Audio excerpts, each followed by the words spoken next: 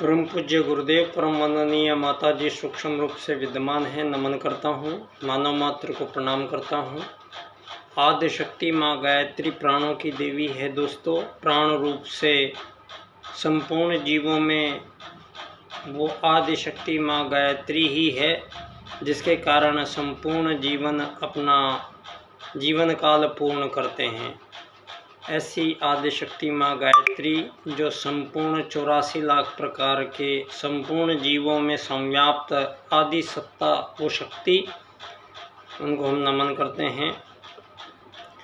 दोस्तों, सनातन भारत में भारतीय सनातन संस्कृति बड़ी वैज्ञानिक ढंग से और विस्तृत वैज्ञानिक व्याख्याओं विवेचनों के प्रयोगों के माध्यम से ये बात अब साबित हो रही है कि धरती पर जो मानव आगमन काल के संबंध में यहाँ पिछले 2500 वर्षों में त्रुटिपूर्ण यहाँ मत स्थापित हुए हैं, वो चाहे विज्ञान के नाम पर डार्विनवाद, चार्ल्सवाद के विकास क्रम के जो सिद्धांत आज सारी दुनिया के समक्ष प्रस्तुत किए गए हैं।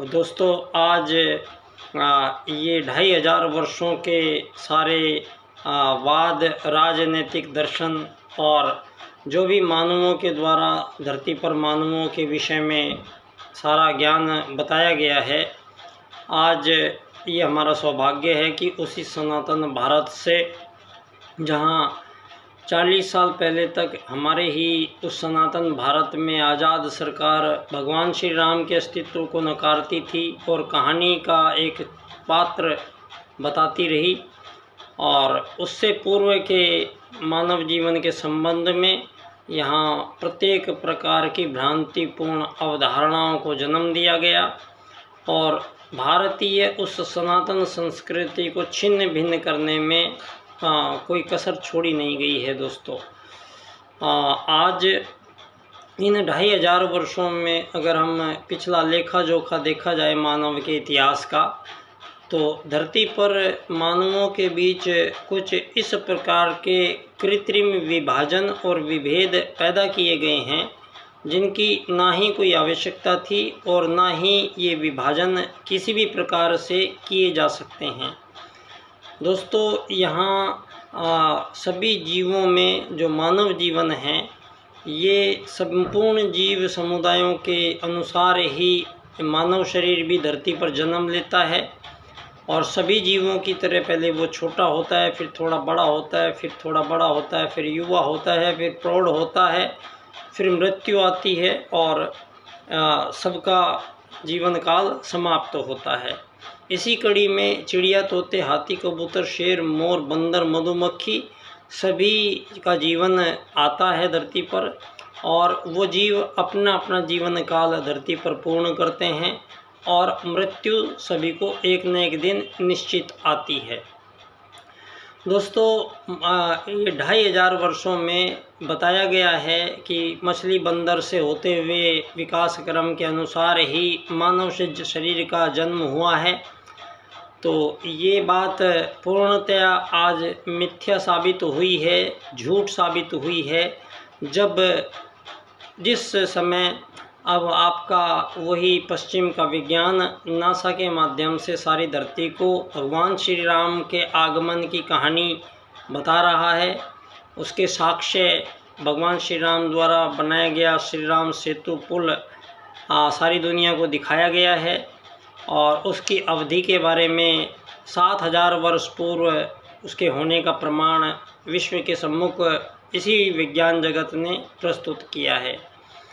और दोस्तों, इससे अन्यत्र जो पुरातत्ववेत्ताओं की आधुनिक जो इसी समय जो शोधें और खोजें चल रही हैं, बड़े ही चमत्कार कर देने वाले सारे संसार में जो भी खुदाइयाँ हुई हैं, वो सारी दुनिया के देश जो पिछले 2500 वर्षों में धरती पर जिनका आगमन हुआ है, धरती के जितने भी अलग अलग धर्म हैं, ये आज जो धर्मों के नाम पर नरसंहार मानवों के बीच चल रहा है, ये केवल 2500 वर्षों में ये भांति भांति के धर्म पैदा हुए हैं इंसानों के बीच में। 2500 वर्ष से पूर्व एक ही सनातन धर्म था और एक ही सनातन मानव का जीवन विज्ञान था। दोस्तों, यहाँ विभेद इस प्रकार से हुए कि हमें पश्चिम के कुछ महान वैज्ञानिकों ने, इतिहासकारों ने और इस प्रकार तोड़ मरोड़ कर प्रस्तुत किया गया भारत के नक्शे को, और ये कहा गया कि आर्य जाति का आगमन बाहर से भारत में हुआ और उन आर्यों ने यहाँ भारत के लोगों को ज्ञान विज्ञान की धाराओं से परिपूर्ण किया। ये पूर्णतया मिथ्या है, झूठ है, और सारी दुनिया के पुरातत्ववेत्ताओं की जो आधुनिक खोजें हैं वो सारे संसार में 8 करोड़ वर्ष पूर्व मानवों के द्वारा प्रयोग में इस्तेमाल किए जाने वाला हैमर, हथौड़ा आज पश्चिम के पास पड़ा है और उन्होंने खूब उसका प्रयोग करके परीक्षण करके देख लिया है। 8 करोड़ वर्ष पूर्व धरती पर जो मानव इतने महत्वपूर्ण हथौड़ा, जिस पर कई लिपियों में लिखा गया है, इतनी विशेष धातुओं का प्रयोग और इतनी बारीकी से उन पर नक्काशी, और ये मानव के बहुत ही ज़्यादा विकसित होने का प्रमाण है 8 करोड़ वर्ष पूर्व। इसके अलावा धरती पर सिंधु घाटी की सभ्यता को सबसे प्राचीन माना जाता था। सिंधु घाटी की सभ्यता भी भारतवर्ष में ही जन्मी है और उत्तराखंड क्षेत्र का गंगा के हिमालय के नीचे का जो भाग है, यहीं प्रथम मानवों का आगमन धरती पर हुआ है। ये फिलहाल सिंधु घाटी की सभ्यता ये बताती है। लेकिन दोस्तों, एक और कमाल हुआ है इन दिनों में। हमारे ही पश्चिमी उत्तर प्रदेश में, मेरा गांव तुगाना बागपत में है। मेरे गांव के पास एक सिनोली नंगला गांव है छपरोली के पास। वहाँ पुरातत्ववेत्ताओं ने कुछ नई शोधें की है, खोजें की हैं, और वहाँ के जो चीज़ें मिली हैं उनको अच्छी तरह जांच पड़ताल करने के बाद ये सामने आया है कि सिंधु घाटी की सभ्यता से भी 10,000 वर्ष पूर्व की वहाँ रहने वाली वो सभ्यता थी, और सिंधु घाटी की सभ्यता से बहुत श्रेष्ठ स्तर की वो सभ्यता रही है। दोस्तों, इन्हीं दिनों में गोवा में और कुछ दक्षिण में खुदाइयाँ पुरातत्ववेत्ताओं के द्वारा हुई है। दक्षिण में जो खुदाई हुई है अभी, उसमें जो हमें प्राप्त हुआ है, वहाँ पर 20,000 वर्ष पूर्व मानव की सभ्यता के प्रमाण मिले हैं, और उनके द्वारा प्रयोग में लिए गए वस्तुएं वो सिंधु घाटी की सभ्यता से बहुत उच्च कोटि की सभ्यता के होने के प्रमाण धरती पर मिल रहे हैं। इसके अलावा जितना भी ये अरब जगत है, जितना भी पश्चिम जगत है, दोस्तों, यहाँ जो आज हमारे सनातन काल से ही जो मानव हमारे आर्यों ने जिनको देश निकाला दिया था, वो लोग सुदूर क्षेत्रों में जाकर बसे हैं, और उनको हम लोगों ने अनार्य कहा या उनको असुर भी कहा गया है। दोस्तों, आज सारी दुनिया में जो ये लड़ाइयाँ चल रही है, युद्ध, शोषण, वध, हत्याओं का लंबा सिलसिला चला आ रहा है धरती पर, ये केवल मानव के द्वारा जो लाखों करोड़ों वर्षों पूर्व से जिस परम सत्ता परमात्मा ने 84 लाख प्रकार के जीव जंतुओं को 2 वैदिक सूत्रों के अनुसार ही धरती पर आने की, रहने की आज़ादी उनको प्राप्त हुई है, जिनमें चाहे वो जीव छोटा है, चाहे बड़ा है, चाहे उड़ता है, चाहे दौड़ता है, चाहे पानी में रहता है, लेकिन सभी जीवों को आत्मत सर्वभूतेषु और वसुधैव कुटुम्बकम 2 वैदिक सूत्रों के अनुसार संपूर्ण जीव चराचर जगत में अपना जीवन काल पूर्ण करते हैं, और 84 लाख प्रकार के जो अलग अलग भांति भांति के जीव शरीर हैं, उसी एक प्रजाति के जीव चिड़िया है, चींटियाँ हैं। तो चींटियों में कोई किसी भी प्रकार की एक ही प्रजाति के जीवों में आत्मत सर्वभूतेषु के सिद्धांत के अनुसार एक ही प्रजाति के जीवों में ना ही कोई भिन्नता प्रदर्शित की जा सकती है, ना ही उनके बीच में किसी प्रकार का कोई विभेद पैदा किया जा सकता है। और ये सारे जीव इन नियमों को फॉलो करते हैं। सारे जीव, चाहे वो छोटा है बड़ा है, सभी झुंड में रहते हैं। ये झुंड में रहने की जो प्रेरणा है, यही आत्मवत् सर्वभूतेषु की सिद्धि है कि एक ही प्रजाति के किसी भी जीव में आपस में उनमें कोई युद्ध, शोषण, वध, हत्याओं की गुंजाइश नहीं है, क्योंकि एक दूसरे में अपना अक्ष देखने की वृत्ति ही परमात्मा ने संपूर्ण जीवों को दी गई है। अब यहाँ चिड़िया है, एक झुंड में रहती है, तोते एक झुंड में रहते हैं, मधुमक्खियाँ एक ही छत्ते में हजारों मक्खियाँ बैठ जाती हैं। तो किसी भी प्रजाति के जीवों में आज़ादी और गुलामी की लड़ाइयाँ संभव नहीं हैं। मानव के बीच में जिस प्रकार से इन 2500 वर्षों में मानवों को गुलाम बनाया गया है, फिर उनको आज आज़ादी के सर्टिफिकेट बांटे जा रहे हैं और धरती पर कृत्रिम सीमा रेखाओं का निर्माण किया जा रहा है और 300 से भी ज़्यादा देश होने को आए हैं। और ये आज़ादी की लड़ाइयों से लड़ती हुई ये सारी दुनिया मूर्खों की भांति हमें उल्टे मार्ग पर जाना पड़ रहा है। परिणाम युद्ध, शोषण, वध, हत्याओं के अलावा धरती पर कोई मार्ग, कोई विकल्प मानव के सामने नहीं है। और आज 2 विश्व युद्ध पहले लड़े जा चुके हैं और उसके बाद में छोटे मोटे विश्व ये युद्ध यहाँ पर हमेशा चलते रहे हैं। मानवों द्वारा मानवों का कत्लेआम, नरसंहार यहाँ चलता ही रहा है धरती पर। उसके बाद कोरोना विश्व युद्ध लड़ा गया और एक नई प्रकार का हथियार का आविष्कार किया गया और उस नई प्रकार के हथियार से दुनिया में जान माल की नरसंहार किया गया। दोस्तों, उसके बाद फिर मुश्किल से मानव नॉर्मल हुए पाए थे। उसके बाद वहाँ पर रूस और यूक्रेन का युद्ध जो 10 दिन में ख़त्म होने वाला था, उस युद्ध को एक ऐसी प्रयोगस्थली बना दिया गया है, क्योंकि जितने भी ये हथियार निर्माता देश हैं, जो नई तरह के जितने भी हथियार बनाए गए हैं, इन हथियारों को प्रयोग करने का, एक्सपेरिमेंट करने का इन लोगों को कुछ रास्ते चाहिए होते हैं। और ये पश्चिम हथियार निर्माता जो ये लॉबी है, ये सारी दुनिया में युद्ध कराने का कारण ये लॉबी ही कराती है। ये आज़ादी के नाम से भ्रमित किए जाते हैं और दोनों विभागों में दोस्तों हथियार सप्लाई किए जाते हैं और दोनों तरफ से अपने हथियारों की बिक्री करके इस प्रकार से ये आज़ादियों की लड़ाइयाँ लड़वाई जा रही हैं। और जो एक पक्ष दूसरे को ख़त्म कर देगा, फिर उसको धरती पे एक कृत्रिम सीमा रेखाएं बना के और धरती पर एक नए आज़ाद देश का वजूद पैदा करके और मानवों को उन सीमा रेखाओं में भर दिया गया है और सब उन सीमा रेखाओं में सबको कैद कर दिया गया है। उन सीमा रेखाओं से बाहर जाने का मतलब है आपको दूसरे देश के लोग आपको गोली से उड़ा देंगे। तो यहाँ जो ये आज़ाद देश करके कहे जा रहे हैं, ये एक प्रकार से मानवों को जेल में डाल देने के समान है। और धरती पर ये नए आज़ाद देशों के रूप में जितने भी आज़ाद देशों के अंदर भरे हुई मानवीय समाज है, इन सब मानवों को बहुत ही बेरहमी से, बहुत ही क्रूरतापूर्वक इनके बीच में इतने विभाजन धरती पर हुए हैं जो कृत्रिम हैं। परमात्मा का उससे कोई लेना देना नहीं है। सबसे मुख्य जो धरती पर मानवों के बीच जो सबसे बड़ा पाखंड, सबसे बड़ा जो छल हुआ है, वो है किसी भी मानव को धरती पर गरीब बनना और अमीर बनना। ये तय करने का, ये बनाने का सिलसिला यहाँ मानवों के लिए नहीं था।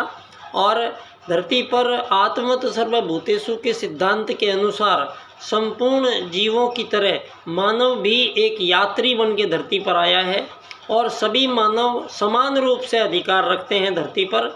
और धरती के प्रत्येक पदार्थ पर सारे संसार वासियों का बराबर अधिकार है।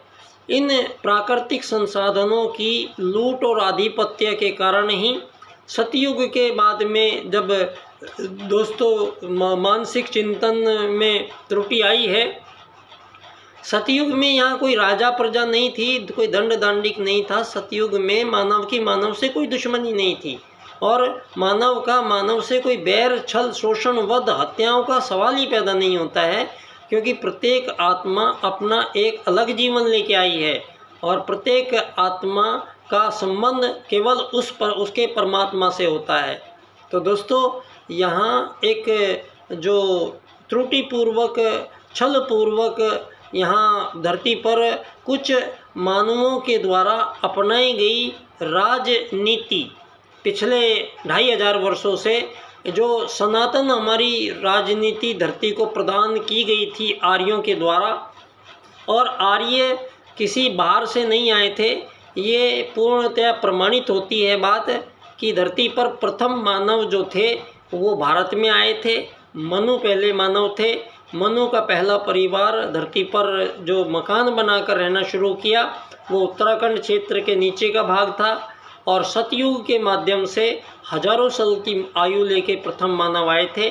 और उन प्रथम मानवों ने प्रथम आगमन काल के समय ही यज्ञ विज्ञान नामक एक विशेष वैज्ञानिक आविष्कार किया, जिस वैज्ञानिक आविष्कार के कारण उन लोगों को आर्य कहा गया है।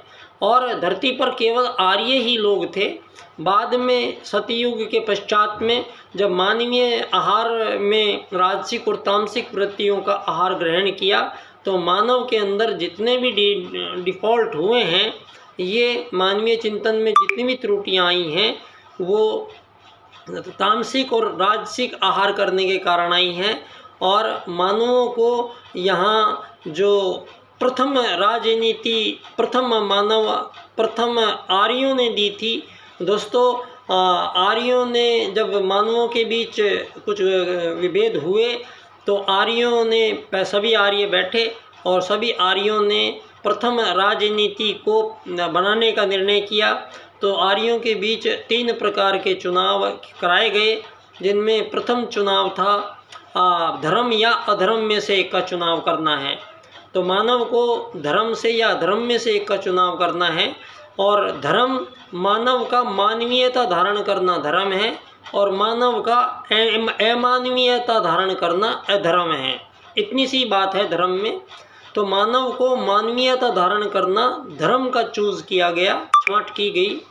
और आर्यों ने दूसरी छांट की राजकता या अराजकता में से एक का चुनाव करना है। तो राजकता सिस्टमेटिक ढंग से सब कुछ ठीक ठाक, अराजकता में कोई कुछ भी करे। तो मानवों ने, आर्यों ने राजकता का चुनाव किया। और तीसरा था नीति या अनीति में से एक का चुनाव करना है। तो प्रथम आर्यों ने नीति का चुनाव किया। तो इस प्रकार से विश्व को प्रथम राजनीति देने वाले हमारे आदि पूर्वज आर्यों ने प्रथम राजनीति, प्रथम राजा मनु को बनाया गया, और मनु ने धरती पर पहली राजनीति प्रस्तुत की जो पूर्णतः वेदानुकूल थी, वेद जीवन पद्धति को ही, क्योंकि यहाँ धर्म अर्थ काम मोक्ष लक्ष्य प्राप्त करना ही मानव जीवन का लक्ष्य लेके आया है।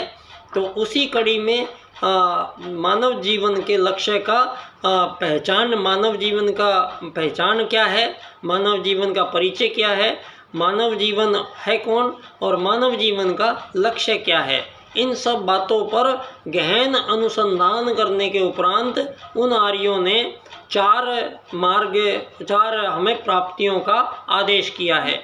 वो है धर्म अर्थ काम मोक्ष प्राप्त करना। और मोक्ष मृत्यु को नहीं कहते हैं, मरता मानव बार बार है, लेकिन मोक्ष मिलना मृत्यु को नहीं कहते हैं। तो मोक्ष प्राप्ति करना काम किसका है? ये शरीर का काम नहीं है। अगर आज पश्चिम जगत में ये लोकतंत्रवाद जिसको कहते हैं, जिसको पूंजीवाद से चलाया जाता है, इसमें मानव को केवल एक शरीर माना गया है, और धरती पर मानवों को इस शरीर के संचालन के लिए जो आवश्यकताएं हैं, रोटी कपड़ा मकान, इन्हीं को मानव जीवन का संघर्ष बनाया गया है।